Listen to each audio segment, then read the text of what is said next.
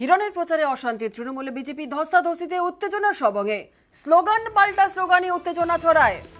আর হিরণকে দেখে স্লোগান তৃণমূল কর্মী সমর্থকদের, পাল্টা হাত জোর করে এগিয়ে যান হিরণ।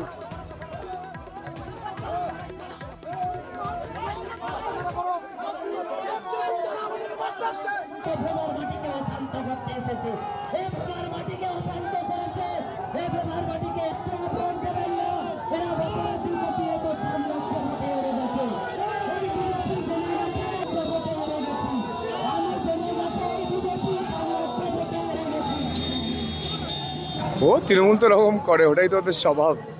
পায়ের তলার মাটি জমে চলে গেছে। এখন তৃণমূল মেরে ধরে কালকে আমাদের 11 জন কর্মীকে মেরেছে।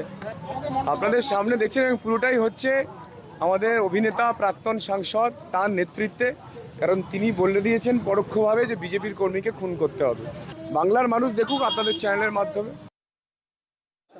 আমার মনে হয় না টিএমসি কোনো কিছু করেছে ইচ্ছে করে, কিন্তু যেভাবে হিরণ যেভাবে আচরণ করে আমরা সবাই দেখছি, যেভাবে আবভাব কেউ চাইছে ইচ্ছে করে ঝগড়া করার জন্য, যাতে কিছু বিশৃঙ্খলা হয়, যাতে যাতে কিছু ঝামেলা হয়।